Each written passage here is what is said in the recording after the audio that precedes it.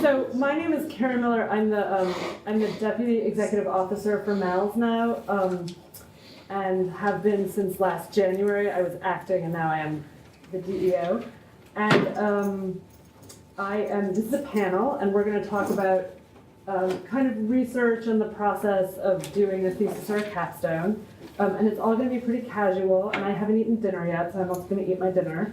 It's going to be that casual. So I'm going to introduce our panelists, and then I'm going to sort of ask them a series of questions that they'll respond to, and that should take like half an hour, 45 minutes, maybe a little longer. We'll see if you all look bored. And then it'll just be Q&A, and we'll have a chance to talk about it. Just out of curiosity, is anybody here currently writing a thesis? So a few people have sort of started the process, and has anybody here found an advisor for their thesis? A few more people. Has anybody here thought about what they might want to write for their thesis? Has anybody here not thought at all about their thesis, and this is the first moment that that's going to happen, which is totally great too. So that's great. So we're sort of like coming from a long spectrum. Okay, great. I'm going to introduce these folks. Lisa Babel is over here. Babel. Babel, Okay. sorry. I'm sure. She is working on her PhD in developmental psychology here at CUNY. Her thesis is called Redshirting, a critical historical analysis of the changing theories, policies, and practices of children's transition into kindergarten. And she'll tell us a little bit about it as she talks about her research. Marissa Kinsey, you're just number 2 on my list, over here, works at the Brown House in Flushing as an educator. In her spare time, she has been pursuing various genealogical inquiries, which I'm curious about. Her capstone project is called Beyond the Veil, Visualizing Slavery in Craven County, North Carolina. And it is a data visualization project, and so we're going to hear a little bit about that. Dedicated to the study of slavery in antebellum North Carolina.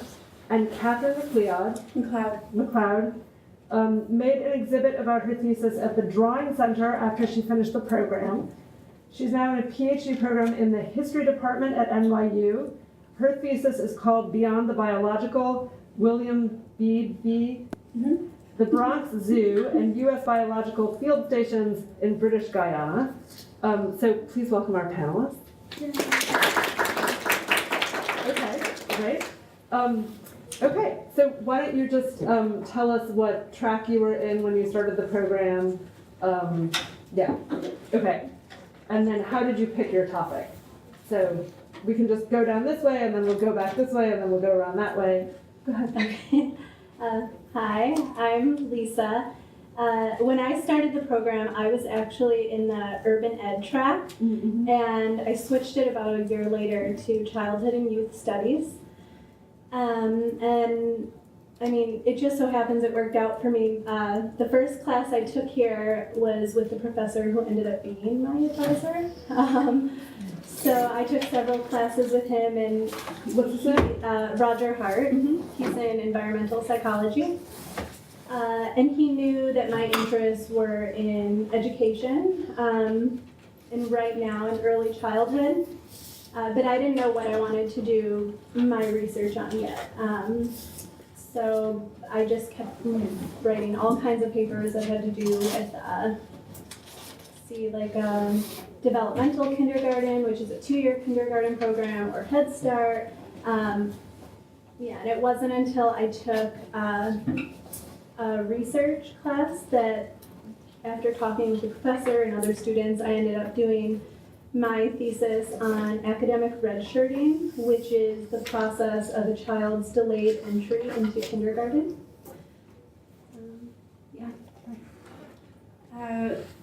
I think I came in on the science and technology track to this, but it did not exist for some reason or another. I believe I ended on the education and sustainability track. There's some blurriness because I feel like there was so much ability to choose whatever I wanted to fit that track that I'm not really sure where I ended up on that. But I know I didn't end on what I came in on. And then I chose my topic because It was really a lot of back and forth with my advisor about my topic. I had a career in the arts and within the zoo system before I started my master's degree, and I was constantly focusing on these research topics that ended up being my thesis, but was really set on a different topic that was also very interesting to me, that had to do with animal sexuality. And my advisor was like, you're really immersed in like this archive, and these other topics are super interesting to you. Like, she was really kind of like tuning in to things I was really interested in, even though I felt like I should go in a different direction, and ended up really pushing me to do this one thesis that made a lot more intuitive sense in a way, like just where my personal interests were focusing on. And can you give us like a 1 or 2 sort of summary of what your thesis is about? Oh, my thesis is about a group of scientists that are based out of the Bronx Zoo in about 1915 who had really strong ties to Latin America and U.S. big business interests. And it's about things that were going on in that flow of animals, people, money, and politics. Mm-hmm.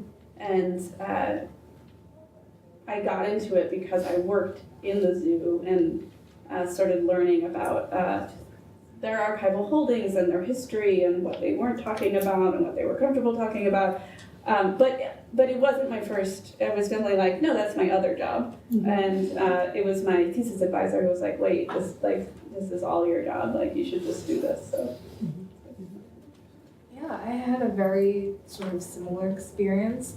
I came in on the American Studies track, stayed with the American Studies track, mainly because I thought that I would be doing this thesis on 18th century material culture and sexuality and gender, and I figured that the American Studies track would give me sort of the freedom to do everything that I wanted because it all falls under American Studies.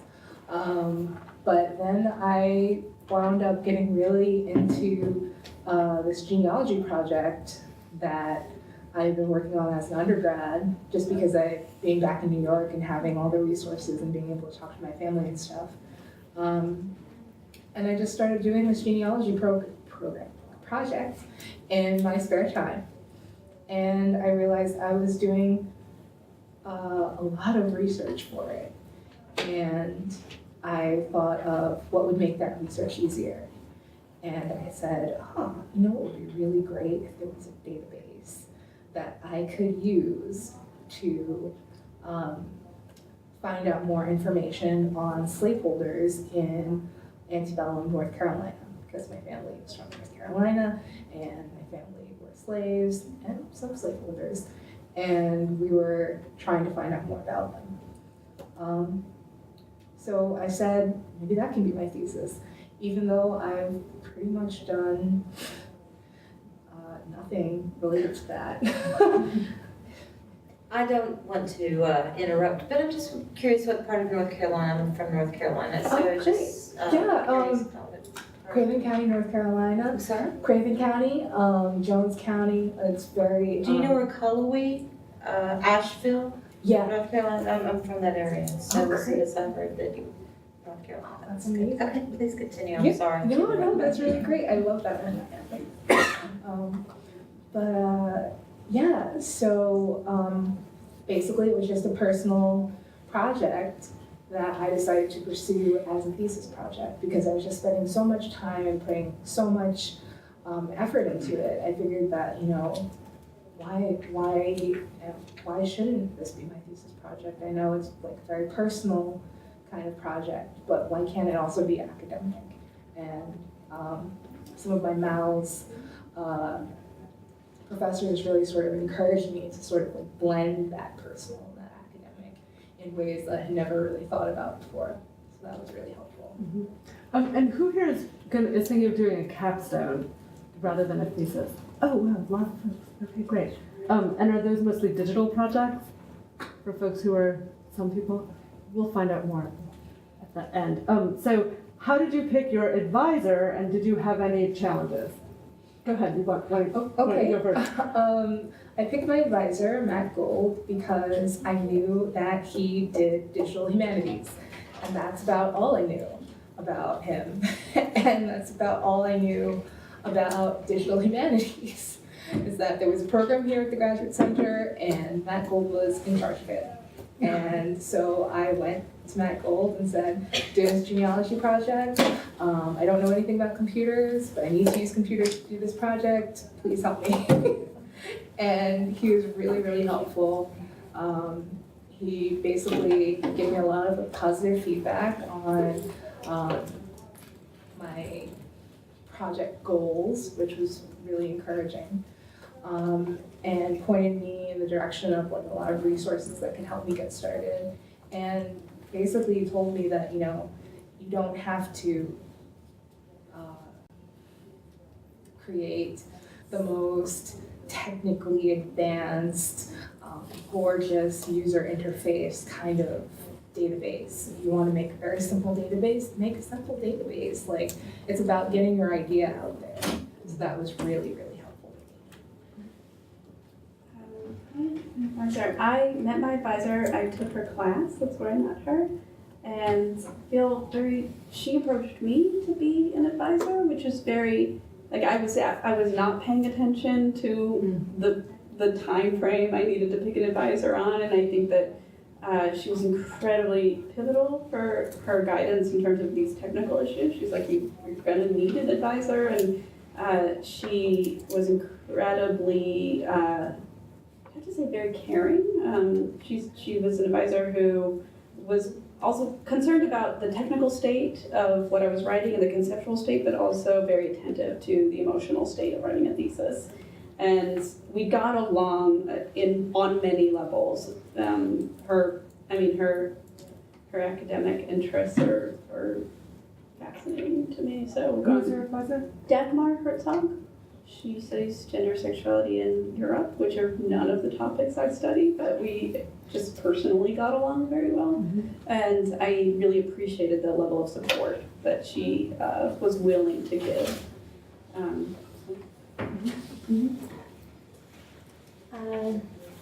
Question was hard to figure out. Yeah. Is that it? Sorry. So like I had said before, the very first class I took here, my professor ended up being my advisor. He's not really interested in education that much, but he does research on children and play and play spaces.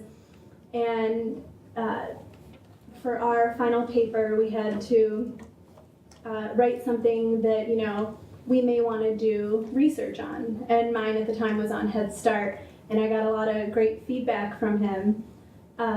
And he said, he's like, if you ever want to talk about this further, you know, let me know. And I don't think he was my advisor for another year after that.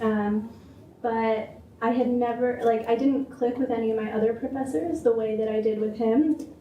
So I reached out to him, and he was more than happy to help me out. And then I ended up working on a research project with him as well. Mm-hmm. So it all worked out. Mm-hmm. How did you do your research? And here are some questions about it. Did you use archives, interviews? What did you do? And any thoughts or comments about this project? And did it take longer than you expected? The answer is always yes. Okay. Katherine, do you want to go first? Sure. Most of my work I used archives for. I was studying connections between the Bronx Zoo and the beginning of the 20th century and the colonial British government in Guyana, and then native Viennese people also. So my main goal was to access the Bronx Zoo archives because they're not open to that many people, and there was just that they were going to sell them off, and there was all these concerns about time frame. So I was mainly using their records before they were gone, and then also using things other people had written. I didn't get to use oral histories. I would like to. That's what I'm working on now. It takes a whole other level of getting approval and finding people and working that in appropriately to the research. Did it take longer than I expected? Yes. Lord, yes. I came from an art background before this, and a lot of my work in history pulls from the visual arts also. And so in some ways I had a a backlog of research I had been doing in the visual arts that fed into this, which I felt like using that as it made sense. But I would have to say the research is incredibly fun if you've chosen a topic you're really interested in. It could take as long as you let it, and it was pretty hard to cut that off. I need to be like, okay, now I have to cut that off. Start the hard part of like synthesizing and writing. I'm really feeling some resonance there because I did start with such a personal project. I had already done 5-6 years worth of research. I'd gone to North Carolina. I went to Craven County, which is the subject of my thesis, where my family's from. I went to the archives there, the libraries. I went to Raleigh, went to the not the National Archives, but I looked at the National Archives online for some information there. So it was very difficult for me to sort of stop and say, okay, you're done. You're done for the purposes of this project with the research stage. You need to start writing. And to be honest, that is one of the reasons why I wound up doing a capstone, because there was just so much to write about. And I just couldn't focus myself on one thing to write about concisely for 60 pages and come up with something that I thought would be a nice, cohesive document. And also, I found out when I was doing my research project, I just kept thinking, I just kept getting these nagging questions in the back of my head about how could this research process be easier? And are you finding what you're looking for? And why aren't you finding what you're looking for? And maybe you can help somebody else find what they're looking for, and decided to do something about that instead of writing about navigating around those issues, I guess. I found it a lot easier to make a project about addressing those issues than having sort of a discussion of those issues, I guess. So once I had decided on a research topic, I thought about doing my own research, and this was maybe a year before my anticipated graduation. But after speaking with my advisor, I decided to just stick with a literature review, which is time consuming in itself, because he said, if you want to do research on children, you have to go through IRB, and it's going to take even longer if it's, you're working with the Department of Education. And so I decided not to get into that. That's what I'm working on now, actually, during my PhD program. But so yeah, I ended up doing a literature review, and I mean, this sounds boring, but I just I looked for articles using Google Scholar and the Mina Ray's library, and I also looked at some parenting blogs to get their take on redshirting or talk about their experience or their child's experience. And although I didn't conduct my own research, I did look up information on the DOE website.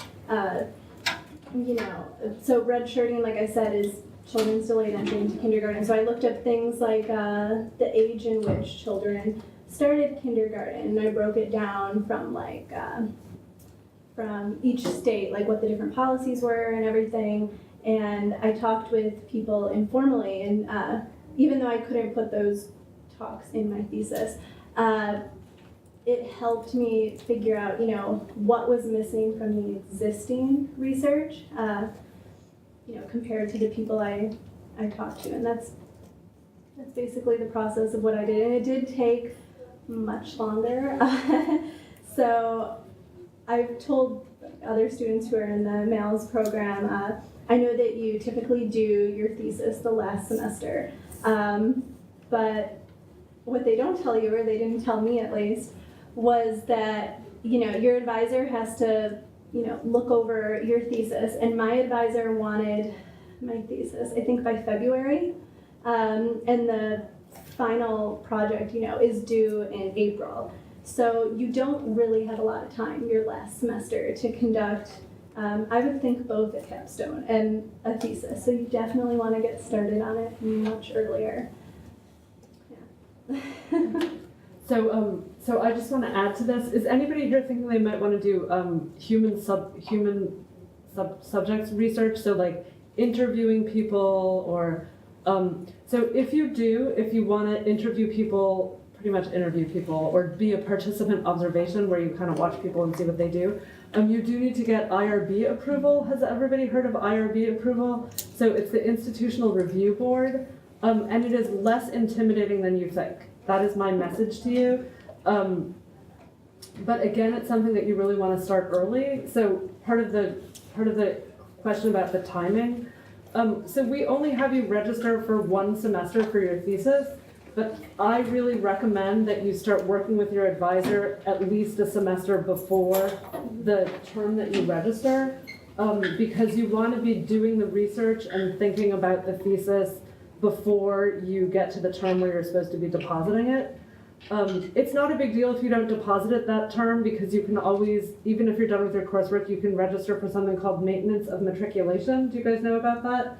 Did any of you do maintenance of matriculation? So if you're done with everything, but you still need to deposit your thesis, it's much cheaper. It's like, how much is it? It's like 200. It's like 200. I think now maybe it's less than that. So Yeah, I don't know. I thought it was more than that. It's like between $200 and $300, and then you can keep your email account and you still have privileges to be at the Graduate Center, and then you can deposit your thesis. But what we prefer is that you get started early, so that when you do register for your thesis, that's when you can deposit. I just want to say one thing about the IRB process, because it does look like there's some people here who are interested in that. That's something you definitely want to get started earlier rather than later. It's not that onerous. It's super intimidating, but it's not that onerous. The most important thing to know about the IRB is that you're gonna, well, two things. First of all, you submit it on the campus where your faculty is a professor. So I'm working with somebody right now who just got IRB approval, and I work at LaGuardia Community College, and she did it at LaGuardia. That's different. It used to be at the Graduate Center, but it isn't anymore. That's the first thing. The second thing is that you submit your IRB, and then you get a ton of feedback back. The person who I'm currently working with worked with a different advisor, and she got a ton of feedback, and she was like, oh my God, I'm giving up. And then she gave up. But it's just how the process works. So when you apply for IRB, no matter what your application looks like, you will get a ton of feedback, and it will be intimidating, but don't worry, you can do it. Those are the things that I have to say about the IRB. Okay, how are you guys doing? Okay, we have a few more questions, and then we will open up the floor. So this is about the writing process and the research process, and so I have a couple of questions for my thesis writers, and then a couple of different questions for our capstone project producer. So I'm going to ask my thesis writers first, and then we'll ask the capstone project producer. Okay, so the writing process. Can you tell us about your writing process? Please consider, how do you get 60 pages in a row together and still have a life? Did you brainstorm or outline? Okay, did you like sit down and try to write all day, every day? Did you have a different strategy? Where do you write? Did you read other MA theses? Any other things you're thinking are important to relay, advice that you might want to relay about the writing process? Well, I mean, other than talking with my advisor, I didn't really do much brainstorming, but he did encourage an outline. And what I ended up doing was 2 different outlines. So initially I just had bullet points of what I was going to do. And then I talked that over with my advisor, and we came up with a more detailed outline. And as you heard when she introduced my thesis title, it's very long. And it's broken down into theory, policy, and practice, because I felt the same way. Like, there's no way I can write just on practice or, just on policy. So that definitely helped, breaking it down and then breaking it down within those subfields as well. I graduated in the spring, and I think I had all of the material I was going to do for my literature review, and I think I started on it that January because we didn't have school that month. So I got most of it done then.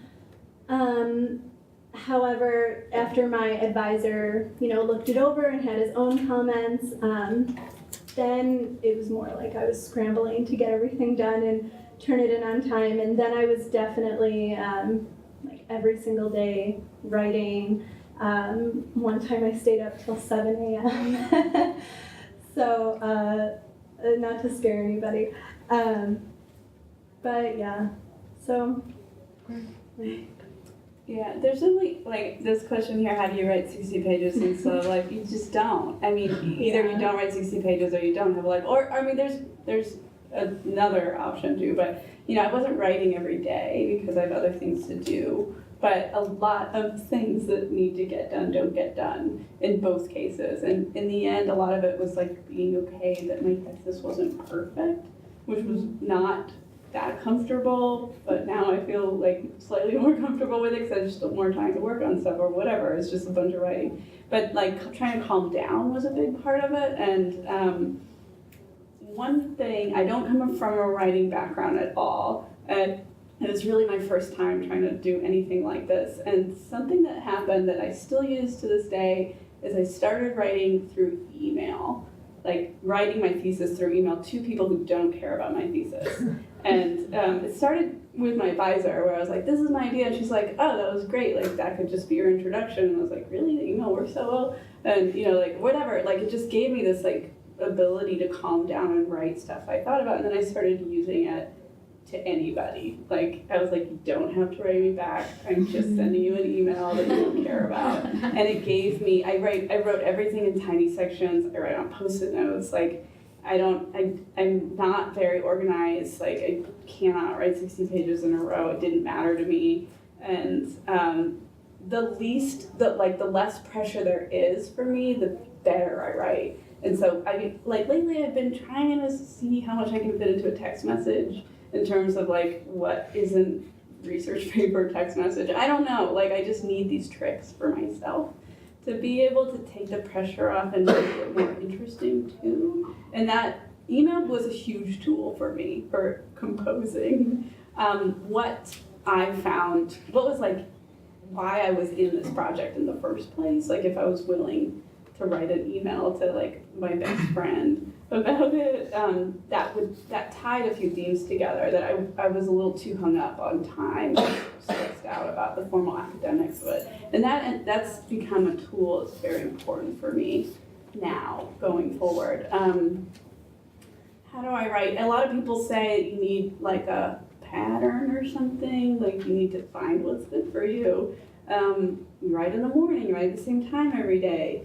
That never worked for me. My days are always different. I don't know what's going on. Like, I really like to feel right wherever I am or something. I don't know. Like, it's really different for everybody, but you have to just make sure you do it. Like, it'll never feel good. That's one thing I realized. Like, I was never like, oh, perfect. I was always like, this sucks. I want to do something else. So that's one thing I had to realize, where I had to just fight myself and be like, I will never think this is fun or good. I'll just do it. And then I would think it was fun later. Like having the work done was awesome. So that's my thoughts on writing. So now I'm going to ask some capstone questions. And you also wrote, the capstone people also wrote a white paper. So you can also talk about your writing process. But these are the capstone questions that we generated. So what are the different challenges that you faced? Did you have any technical problems? What about archiving and depositing the capstone in the library? And anything else you want to say about sort of doing a capstone and how that worked for you? Well, my biggest problem with doing the capstone project was that it was a project based on something that I knew very little about how to do.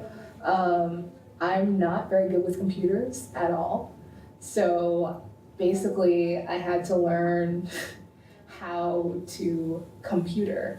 at least well enough to get, what I needed to get done. I also ran into the problem of writing because I didn't know what a white paper was. Do you want to tell everyone? A white paper is basically an explanation of your project, your goals, a little bit of background on the research problem that you're trying to solve, and what you've done in order to solve that problem. So basically you describe your project, what you did, and how it solves the problem that you set out to solve. And I always have problems with that. It's like my most hated thing of writing is describing, something like, what did you do and why and how? I never feel like what's in my head winds up on the paper the way I want it to. So that was actually the part of the process that took me the longest time. It took me months to write 20 pages. The technical portion of it, learning how to create the spreadsheets that became the backbone of the database, that part was fun. I just kind of played with things until I got them to do what I wanted them to do. Did a lot of Googling, did a lot of, running into my advisor's office hours and being like, is this okay? Is this good enough? I know it's really simple, but is that fine? And the answer was always yes, which was very, very relieving. Also keeping in mind that it's just your master's project. It doesn't have to be, I guess, I'm trying to think of the right word for what I'm trying to express. It's kind of difficult. It's that it doesn't have to, well, I guess it doesn't have to be perfect. You have this idea and you want to get it out into the world. Oh wow, that's so lovely. So you have this idea and you want to get it out into the world, and sometimes that's more important than waiting for that idea to be perfect or to have the best iteration of it that you can have in the moment is the best that you can do. That's fine. Let's see, archiving and depositing. That wasn't so bad because they give you very detailed instructions on how to do that. They walk you through it. It's totally fine. You can message the librarians and be like, hey, I have no idea how to do this. Please help me. And they will completely take over for you and do everything they need to do. I still don't exactly know how they, like the actual technical process by which they archived my paper. I don't really understand. I just know that they did it and I didn't really have to do very much at all. Let's see. Additional points. Did you, I know there's support offices for digital stuff. Did you go and use any of those services? The Digital Fellows program was really helpful. I went to 2 of those meetings, but they were very, 2 of the office hours. I went twice to the office hours. Mm-hmm. And both times were really, really helpful. Basically, they showed me how to solve very basic problems that I was having that would have taken me a lot more time to solve on my own. Sometimes it's great when you can just go in and ask a very specific question and get a very specific answer. So that was very helpful. And I also did I'm forgetting the exact name of it, but like the institute, the Digital Institute program. It's like a week-long thing? No. It's a couple days, I think, Yeah. like 3 days. And I think it's in the summertime. And it helps you to work on your digital projects, whatever digital project that you're working on. They give you advice on how to do that, your digital humanities projects. that was actually really helpful because it gave me the idea to build a database. I knew I wanted to do something with slavery. I knew I wanted to do it based on my father's hometown. I knew I wanted to do something about helping people to research that topic. And I knew where to find everything. But I didn't know how to combine all of that into a very concrete, doable master's level project. And so that institute really helped. I would definitely, if you're interested in that, definitely talk to Matt Gold. We just got emails, the alumni just got emails about that program, encouraging us to encourage others to apply for it. It's free. They give you breakfast every morning. It's great. You learn a lot. You learn some Python. You learn I think they have what's called like the Natural Language Toolkit or something like that. That was really helpful too. So I also want to promote these tools for folks who are thinking of doing digital projects. And even if you're not, if you want to do anything digital, the digital fellows are very welcoming and super supportive, and they have their office hours. They're there to help you. So please avail yourself of that resource, and the Institute also, I'm glad that you mentioned that because I wouldn't have thought of it. So if you are, because I saw a few folks were here, talked about doing digital projects, and for others of you, like what I think is really helpful about what Marissa is saying is that she sort of had some research and she was wondering if she would do a thesis or a capstone, and I think that some people really find themselves in that position and end up doing a capstone and kind of surprising themselves that that's what they end up choosing. So if you do find yourself in that position, it's useful to know how many digital resources there are here at the Grad Center. And also there are these meetups. I'm not a digital person at all, but there are these meetups that you can go to. So like if you are working with some platform that I've never heard of, you can go find a bunch of people who will talk to you about that platform. You guys know about that, you digital people? Okay. And for those of us who don't know, it's like, it's okay. Okay. Can I add something about Please. the writing process? One thing that really helped me was I took a class, I think it's the academic writing class. Do you know what this is? I can't remember it. With Maria Jersky. I don't know if she's the only one Yes, who does it, but she that is was teaching it right now. incredibly helpful because other people read your stuff and tell you about it. And I really found that like vital to get as much feedback as I can, and most people don't want to read 10 or 20 pages of a boring thesis that like has nothing to do with what they're interested in. Did you take it when you were writing your thesis? Yeah, Oh, that's yeah. great. And it was so helpful, and Maria was fantastic. Like we still talk all the time now, and she's really gave me, because I don't have a writing background, it gave me all of these like things that writers do and like tips or really the community in that the class gave of feedback, and seeing how other people need, like what kinds of feedback was useful. And then I don't know, it was a great class. I don't think it's for a credit. I don't remember. That's how right. it works. Does everybody know about the academic writing class? So it's 0 credits. Has anybody here done it? And it's 0 credits. That's great. And it meets once a week for 2 hours or something. Something like that. And it's just kind of a writing group, and it's offered for all the master's programs or all the Anybody. and PhD programs too. Okay, I've never taken it, but yeah. So check it out. It's a good thing to know about.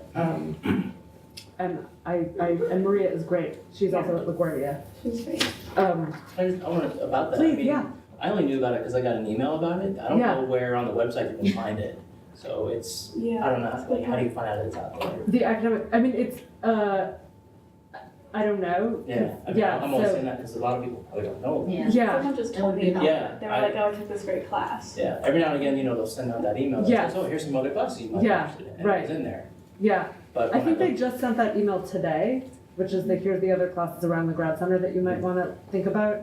But I don't even know. I didn't read the whole email, so I don't know if it's in there. if I'm thinking of the same one, that class was not on there, but it might be, Oh, okay. it might be a different email. Yeah. Feel out. So now it is on your radar, and look for it. It's 0 credits, and it's called academic writing. Is that Something like that. I mean, there is a responsibility you have. You have to read other people's work and give them useful feedback. But I really liked that. Like, it gave me a whole other understanding of what the writing process was like.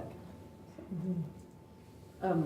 and I agree it's super useful to read other people's work in draft, because then you're like, oh, they're also struggling through ideas and needing help figuring out how to express what they're trying to articulate.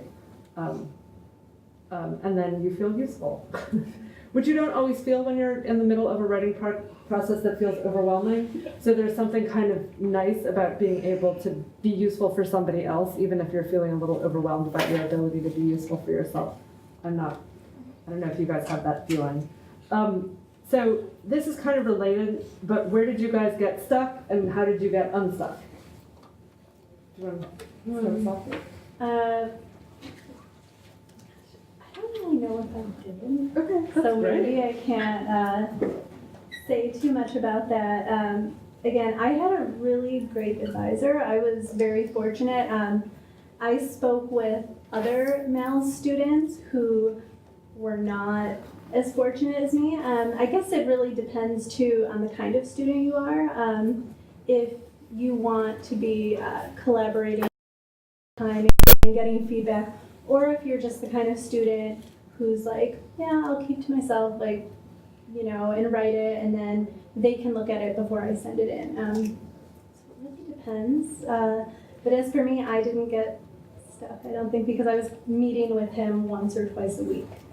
So that really helped, like that consistency.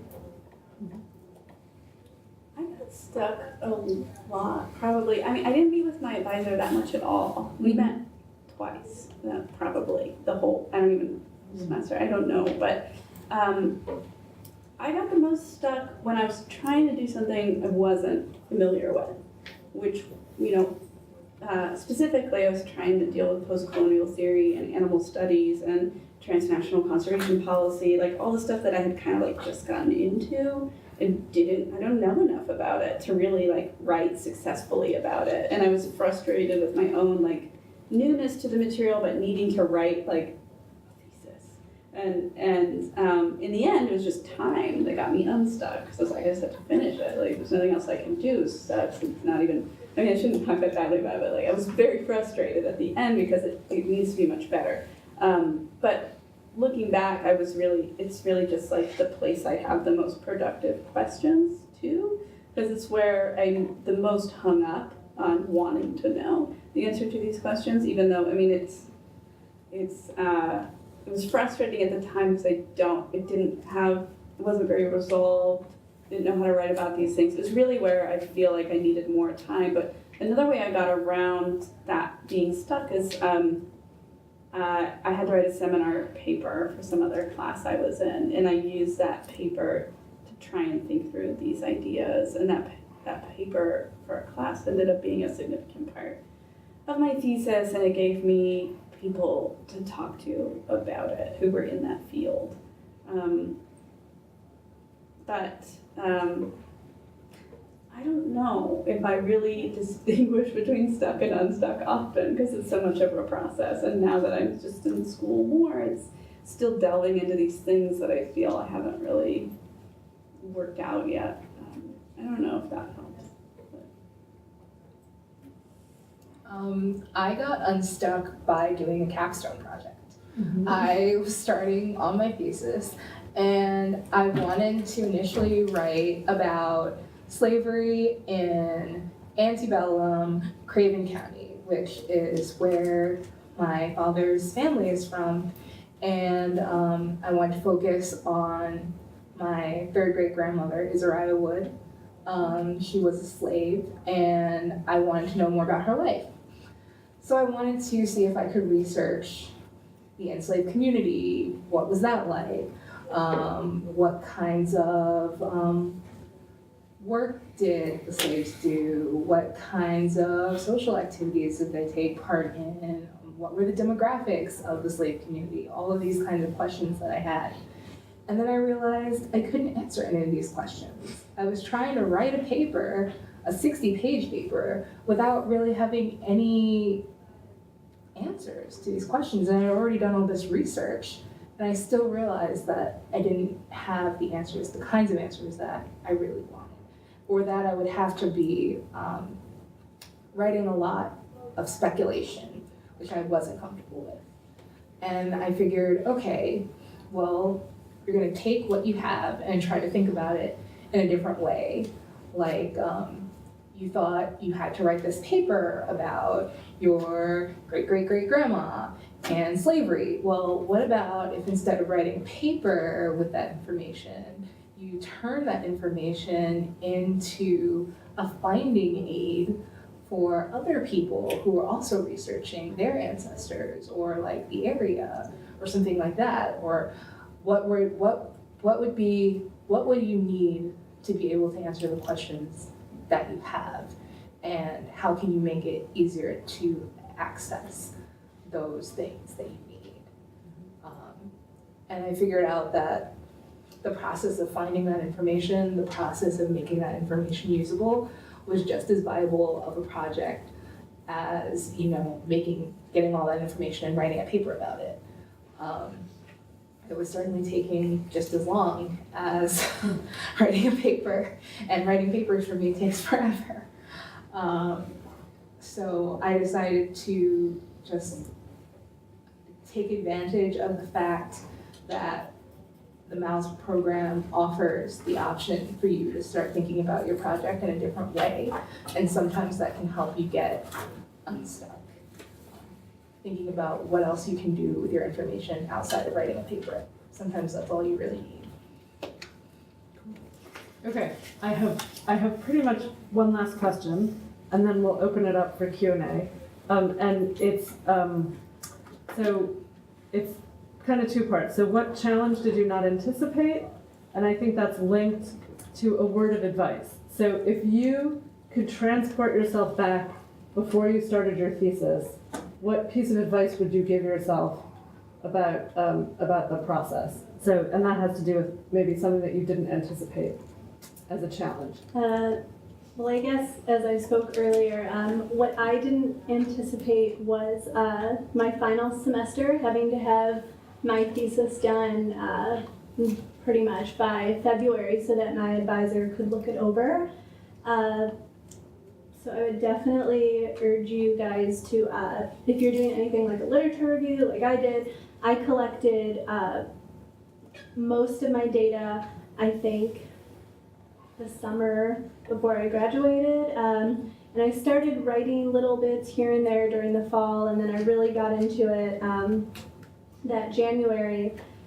And as for advice, I don't really know if it pertains to that, but I would say two things. So one of them is the person that you pick as your advisor, make sure that you mesh well with them. I have spoken to other professors, and some of them are the type who get really excited and they want to help you with your research and they want to meet with you all the time, like mine did. And then there are other ones who, they'll read it and they'll give you the comments, but they're not necessarily like emailing you, like helping you through the process or asking you how's it going. So I would definitely say be upfront with the person that you're thinking about having. And it's also okay if you picked an advisor and then you decide to, go a different way and ask somebody else. And most of the time, just from other conversations I've had with people, like a professor won't take it personally. So yeah, definitely make sure you mesh well with them and you're upfront about what you want. Whether you want to be the kind of person to meet with them every week or not. And the second piece of advice I would give, I really love that the MELS program, lets you take so many electives in other departments. Because what I ended up doing was I took a research methods class, and it helped me out tremendously with with how I even structured my literature review. And I think it would help people more so the ones who want to do their own research and go through IRB, like if you're going to work with people. So I would definitely suggest taking a research class or some kind of seminar where you can talk about your research and collaborate your ideas.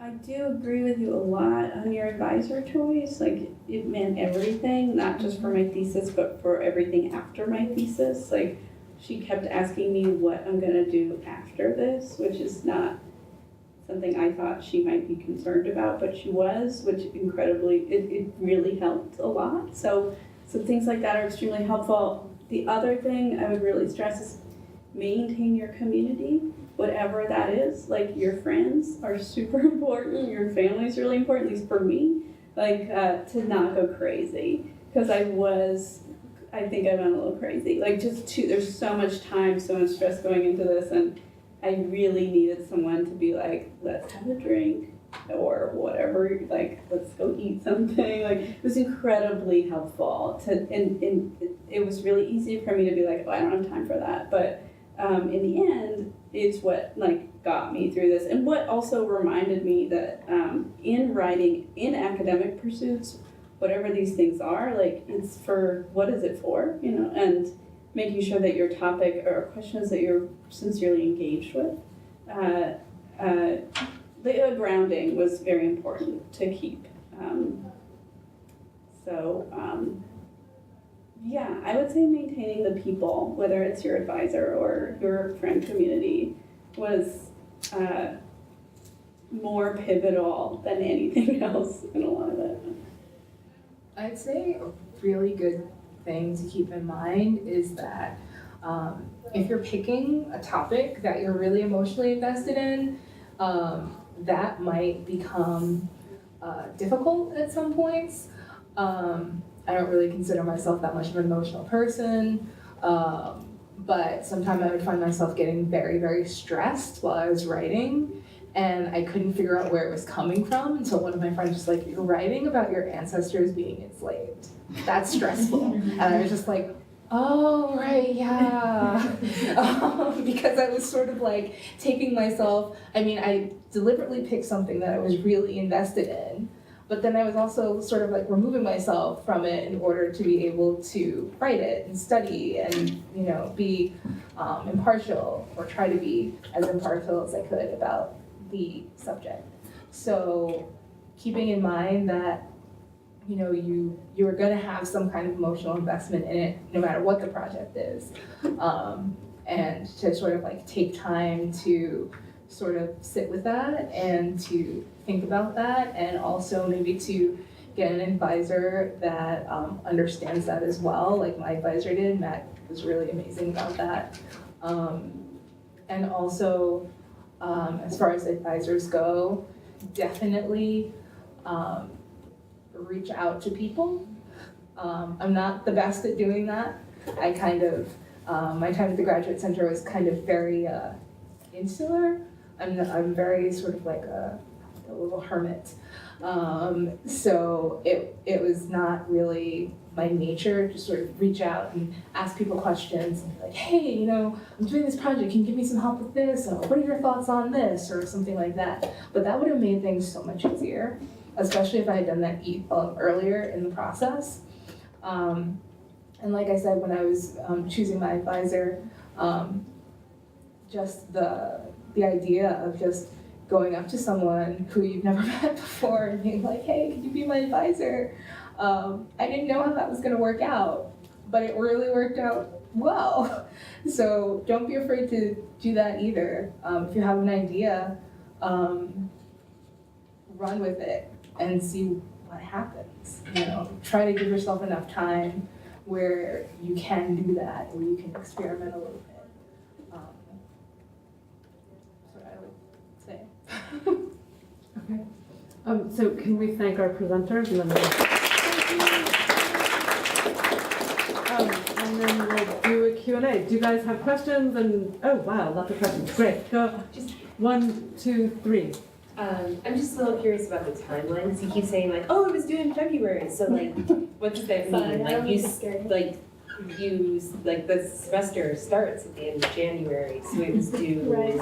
like 3 weeks into February. Well, that's when my advisor wanted it, because he wanted to, it was, I think mine ended up being like 70 pages, so he wanted to read over a first draft, and then have enough time to get it back to me, and then I fix those things, and then he wanted to read it over a second time. So that's why I said, again, it depends on the kind of advisor you have, and you should be upfront with them, like, you know, about what you expect, but also know, like, what their expectations are, because you might have some, I had friends who, you know, they just turned it in, and I don't think they're supposed to do this, but the advisor just kind of skimmed through it and said, okay, it's good. So you never really know until you talk to them, but you actually deposit your thesis. I think I deposited, the deadline was April 10th when I had to do it, but it's a good idea to get it in a little bit sooner if you can, because sometimes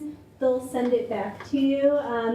Not if, you know, I don't think they really read it, but they kind of go through it, and like they sent it back to me because something was off on one of my pages, like the page number, like something really trivial like that. But it could be something more, so you definitely want to get it in ahead of time so that if they do send it back to you, you have enough time to make the revisions. Just on that, like, it's due in February, but if I remember, I wrote it the semester before, and it didn't have to be matriculated for whatever that January, that spring semester was. Like, I wrote it the semester before that. So can I just tell you what the deadlines are? So there are deposit deadlines to MALs and then deposit deadlines to the library, plus the semester that you're registered affects the due dates. So, are you with me? If you're registered for fall, the thesis is due to MALs by January 10th, and it might be like 9th or 11th or whatever. So if you're registered for fall, it's due by January 10th to MALs. That means it's the final draft of the thesis that your advisor has read and approved. So people who are working with me, it sounds like I work a little differently than these guys. So I have people writing the whole time. So from the first time I'm meeting with them, I'm like, okay, go write 5 pages of your lit review. And so I'm constantly reading it. So by the end, I just want about a week to read the whole draft because I've given them feedback along the way the whole time. But some faculty want the whole draft a month before so that they can give you feedback on a whole draft. Maybe they're not reading little bits and pieces along the way. If you're registered for spring and you want to graduate in spring, it's due April 10th to the MALS program. And again, a faculty member might want that March 10th. It sounds like he wanted a first draft in February, right? Because there are just different ways that different faculty are going to work with you. You don't have to be matriculated in the summer. You can turn it in on August 25th to MALS. And you're going to have to check on these dates on the website, but I'm pretty sure I'm right. If you turn it in on August 25th, you don't have to register for the summer or anything, but you won't get to graduate until October. Does that make sense? So those are the 3 deadlines annually. January for the fall, April or August for the spring. Yeah, just a question, you're saying August for the spring. So if I register for the spring. If you register for spring 2018, you can, no, like, or yeah, spring that's- 20, that is 2018. How Yes. did that happen? yes. So if you register for the thesis in 2018, spring 2018, Right. if you deposit in April, you'll get your degree in May. If you deposit in August, you'll get your degree in October. And you don't have to register? And you don't have to pay again if you No. deposit in August. Okay. So you don't have to pay that, like, Maintenance of matriculation. That's right. You don't have to pay maintenance of matriculation over the summer. If you don't finish by August 25th and you want to deposit in January, you have to pay maintenance of matriculation for the fall. Okay. Is that clear? So you don't have to be, if, let's say, God forbid that happens, right? And then, so you could just do maintain matriculation, you don't have to, because I know you have to be registered the semester before, but that would be okay. Let's say You have to do maintenance of matriculation. I think you missed it. It's between $200 and $300. We weren't quite sure how much it. Oh, okay. So yeah, you have to do, you always have to be registered or on an official leave in the MALS program. Does everybody know that? So if you want to deposit your thesis, you have to either be registered or be registered for maintenance of matriculation. That's right. And then those deadlines are the same. So if you're registered for maintenance in the fall, it's due by January. In the spring, it's due either by April or August. Okay? I think, did you have a question? Thank you, yes. To the three of you, and I think Marissa kind of answered it a little bit, but one thing about the research is the research, but did you each feel the pressure to come up with something at the end, something new or something? Or, I mean, I've read a couple of theses which were just kind of studies, and it seemed like very relaxing to me, just sort of describing your research, you know, et cetera. But, so how did you all handle this?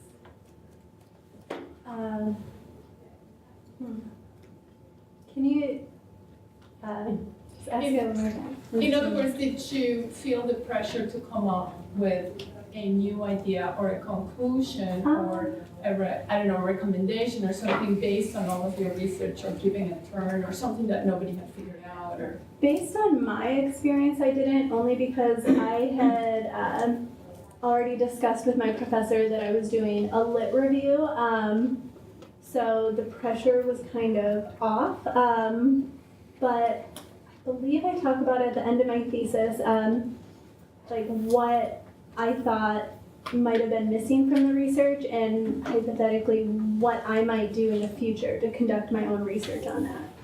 That's what I did. I really liked what you said about not being comfortable with not being able to find a resolution with what you were saying.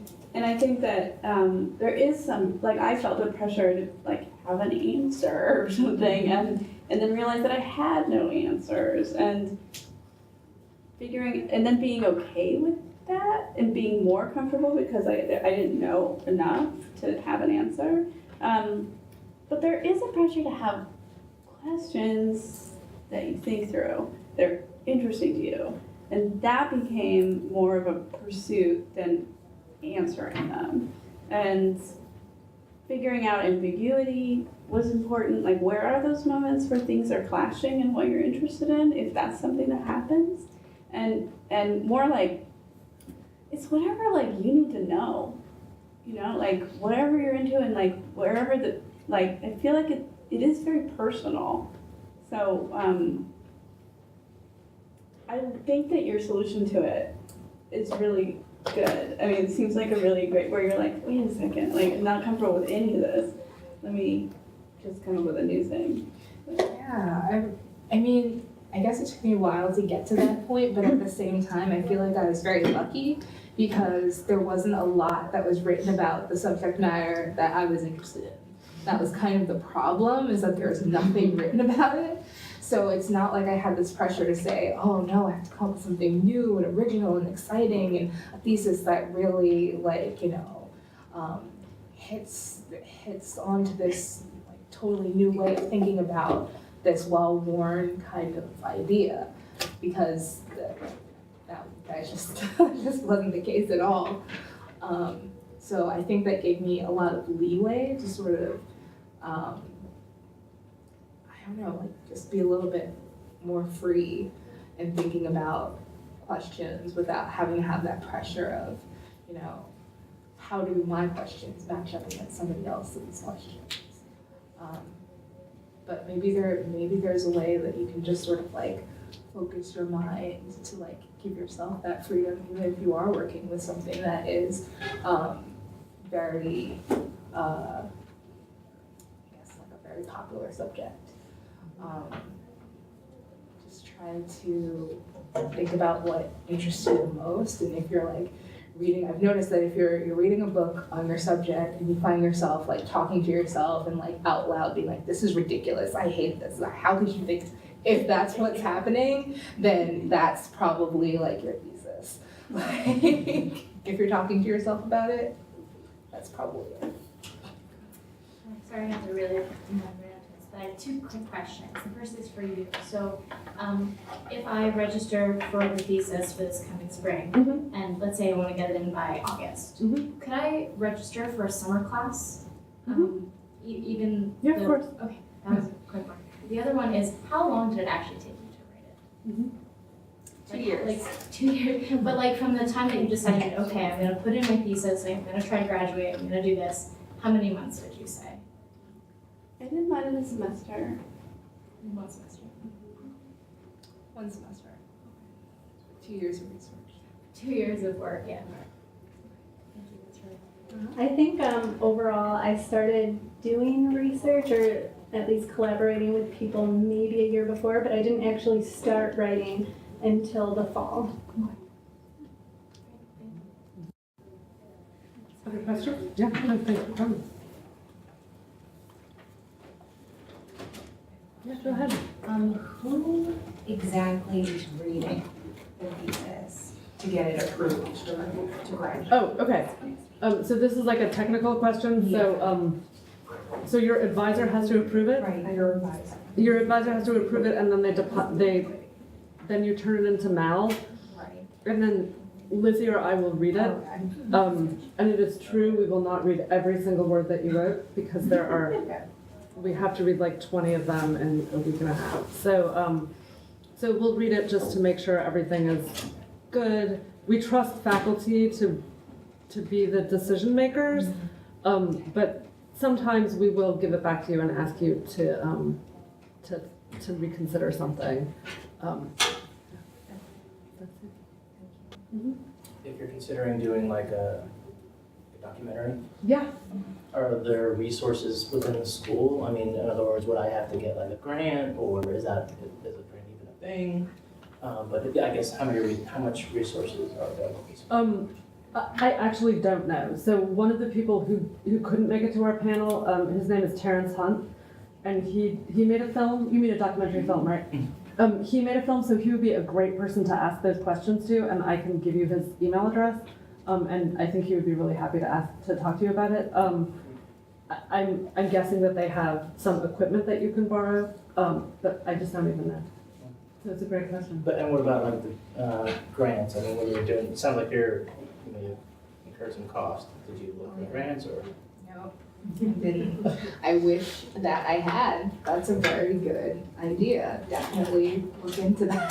So it is an option if you're doing a thesis to. You can absolutely apply for grants. There are not a lot of grants at the Graduate Center, but is anybody here involved with the Student Association? Were you going to respond to this? Right. So thank you. There are no grants available for Mal students at the Graduate Center. There you go. Yeah, but we like the Graduate Center definitely encourages you to look for outside resources.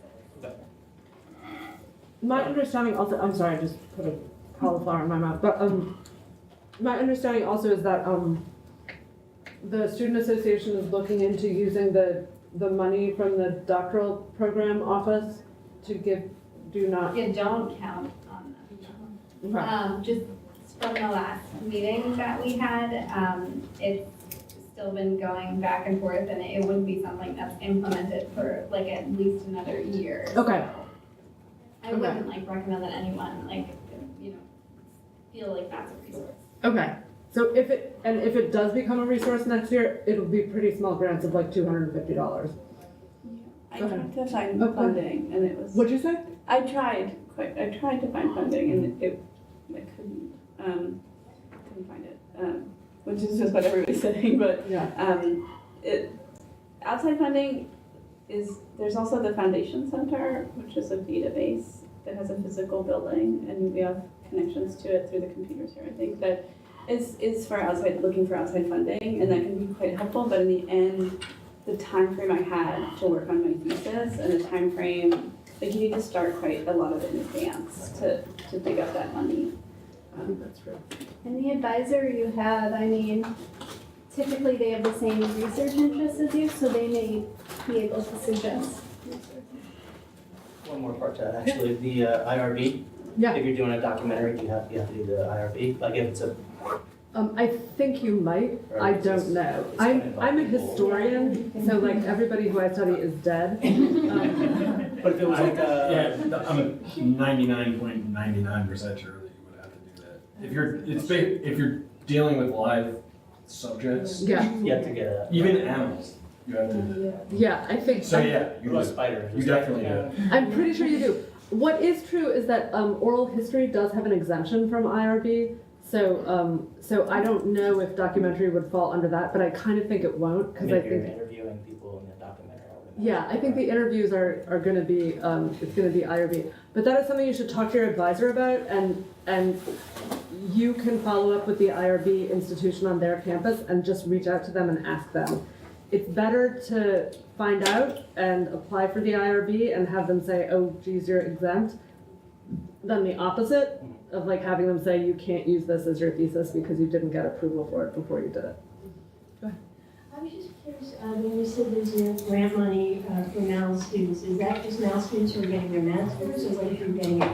Because I know, or is it, because I know that you can get lots of fellowships if you're getting a PhD, Right. but if you're only getting a master's, you get nothing. Yes, it's, we'll just work out, but all Thank you. students, Thank you. they don't get grants.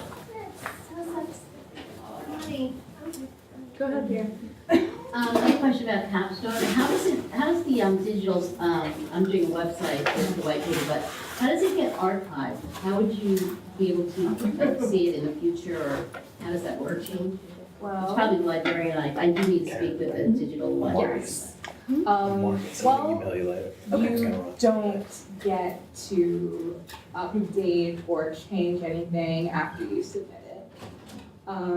They do something called web capture, Yeah. and I believe it has something to do with that. I don't know, it's like magic to me, honestly. Basically, what I did was I made a website which basically had all of my digital visualizations on it. I had my white paper, and I just sent links, gave them the white paper, gave them a link to the website, and they magicked it. I really don't know what they did, but they just said, oh, yeah, you're fine, you're good. I'm sure I'll find out more with her, because I think there's something I'm supposed to like embed in there. Yeah, there's like some code, like a little bit of code that they give you. It's very, very simple. I just want to say, I don't know if you know this, but the dissertation and master's theses are all open access and online. So if you go to the website, library.gc.cuny.edu, right on the side it says dissertations and theses. If you click on that, you can find all the Mal's dissertations, or all the Mal's theses, and you can page through them. And those include the capstone. So if you, There's like a little bit of Capstone there. they're not the capstone was introduced, I think, It's great. 2 years ago, and we've had a total, like last year we had 56 theses and 12 capstones. So it's growing. But they're not, I think we have we have fewer than 20 capstones having been deposited at this You point. have to flip through it. I've asked them, the librarians, like, you can maybe search like full text, but there's not a way, because I was trying to find other websites, because I'm also doing a capstone. I'm like, I want to see people, and it's not like as easy as you Okay. think to just. Okay. find- Yeah. I'd love to see your website. Oh, wow, yeah, sure. Go ahead. One quick question about the advisement issue, and then one question about the writing. So for the advisement, like let's say you had, I'm in the process of trying to decide who to ask to be an advisor, and then depending on availability, I'll go from there. But I think one person would have a really good and helpful background in terms of discipline, and that would sort of be a person to bounce off and get some perspective on writing. And then have another person who I think, like you talk about meshing well, and like that sort of interpersonal relationship. I think that would be a strong avenue that way.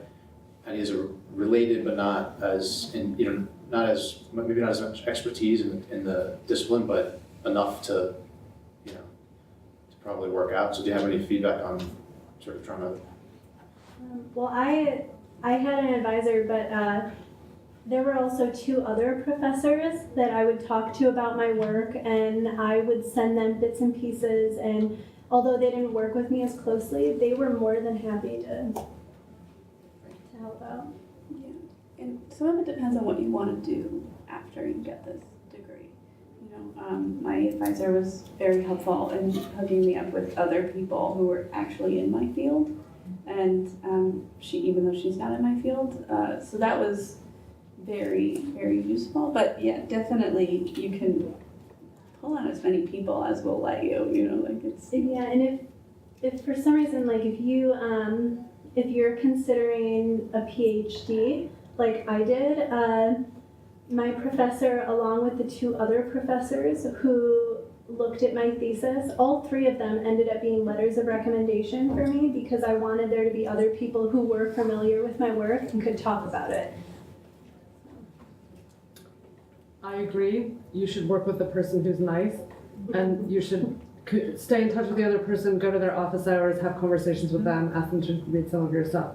But I think that you will have a better experience if you work with somebody who you're connecting with and who you think will be able to foster that kind of relationship more effectively. Just given the fact that you're asking that question, I'm not means sure that that it's it won't something be that the you're case with the interested other in. person, I just don't know. Maybe you should go find out. Right. Yeah. Yeah, I'm just trying to, Really. Yeah. Have you met with both of Right them? away. I have, Okay. I think honestly, I think either one would, there would be different experiences, but I think they would both be productive. I just don't know. Yeah. And I think what they're saying is really important, which is that you don't, one person is going to be your official advisor, but you Right. can work with both of them for sure. Thank you. And then a quick question about the actual writing. So this kind of speaks to your point of like, what are we doing with this after? So I'd like for the thesis to be readable to a maybe more general audience. So I'm trying to figure out, and that may also play into the advisor issue. But did you have any issues as far as like academic writing tone versus maybe doing something that's a little more accessible to a broad, either a professional audience in that field or a broader general audience? Like, did you feel any tension in that process, or was that something that was kind of easy to manage? Personally, I have a tension with it. I have a whole list of words I won't use. Like when I hear them in academic writing, just write it down, don't use them. And like I do word search, like a search through the document, to make sure I didn't use the jargon that I hate. And because they can be crutches, and you're not really talking about what you want to talk about. And I also am very dedicated to not talking to an academic community only, is how I'm here. And it's what you want. It depends on what you want. A lot of people aren't okay talking just to their academic community and using these words are helpful for them in whatever way, which is their own thing. But again, my advisor is very interested in communicating to a broad audience also, and would push me hard to explain what I mean in useful words. Did you feel like citation had any role in that, in terms of like choosing a style, citation style, or? I don't understand the styles. I just have to make sure I do it later. I don't know. When I'm writing, I'm just like, this is crazy. There's a lot of rules. What's the, I'm bad with that too, one that has like footnotes and. That's Chicago. Chicago, You use okay. Chicago, I right? use Chicago. I ended up using that because, for myself, when I'm reading something, and like every other line is, in such and such by this person, and it's all in like huge parentheses, like it takes me away from what I'm reading. So Chicago I would definitely use. I felt it was more smooth, the reading process. And it's usually disciplinary.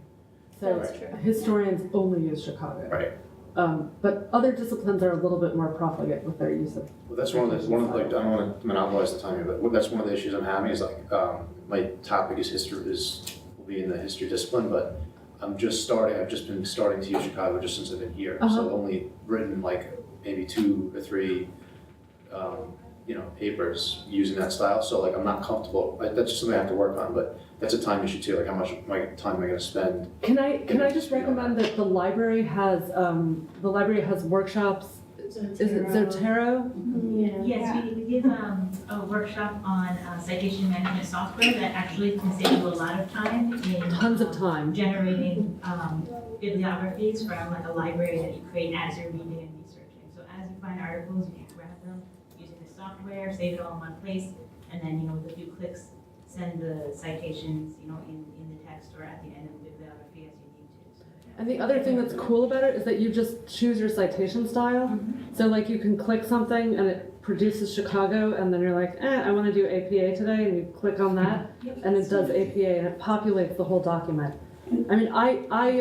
I'm a Luddite, so I don't use it, but if I had to start my life over, I would be an early adopter. I didn't do that in my master's, and I do it now, and it's awesome. Like, Yeah. it's changed my life, where I'm like, oh my goodness. And I ended up taking all of my, Post-it notes and putting them into Zotero. And it sounds like a commercial, but like, it's so awesome.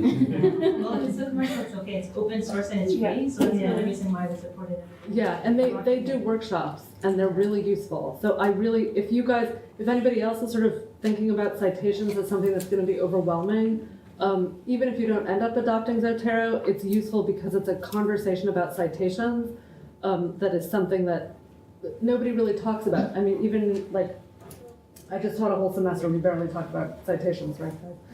You can make an appointment with individual librarians too, if you just need like a one-on-one on how to format something. Thank you. So I'll just clarify with the advisor situation, because maybe I read it or maybe I read it wrong, but I thought we had to pick advisors from this campus. They have to be appointed to the Graduate Center, but that doesn't, but where they do the IRB is their home campus. So I have an appointment at the Graduate Center, but my home campus is LaGuardia Community College. Okay. So there are two kinds of faculty at the Graduate Center. There's central line faculty, people who only work here. Almost none of the Malice faculty is a central line faculty. Only Lizzie is. It used to, or Elizabeth McCauley-Lewis and Matt Gold, and now Matt Gold, whatever. Only Lizzie and Matt are central line faculty. All the other Malice faculty have a home campus and have appointments here at the Graduate Center.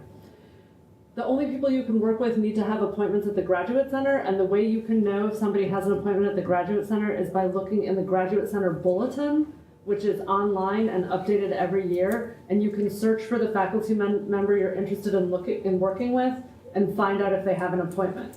So if you're a CUNY person and you went to CUNY undergrad and you know somebody at Brooklyn College and you haven't seen them around the grad center, but you know that's somebody who you might want to work with for your thesis, you can look them up in the CUNY bulletin and see if they have an appointment here at the grad center. They don't have to have an appointment in MALS, just an appointment at this institution. So in other words, if they teach here, even if their home is another campus, is that, am I understanding that correctly? Yeah, so they don't have to be actively teaching here. So it's just, it's a thing. You get an appointment at the Graduate Center. Some people have grad center appointments and never teach here. Some people have grad center appointments and teach here a lot. So it's like this administrative thing, but you should definitely pay attention to it when you're thinking about who you want to work with. The other departments have many, many more central line faculty, and probably in your electives, you're taking lots of classes with central line faculty. Like Robert Hurt is central line, right? His line is only here at the Graduate Center. Yes. Yeah. And so is Dagmar is grad center. Actually, they're all working with central line faculty. Do folks have other questions? Was this helpful? Okay, I mean, if nothing else, I hope that you are now thinking about your own project. And it is never too early to find yourself an advisor. Even if you're like, I'm not gonna write that thesis for another 2 years, you can still talk to somebody about possibly working with them, okay? Because then they will like try to help you get you on track, and then you have somebody to bounce ideas off of. Okay, so can we thank our presenters?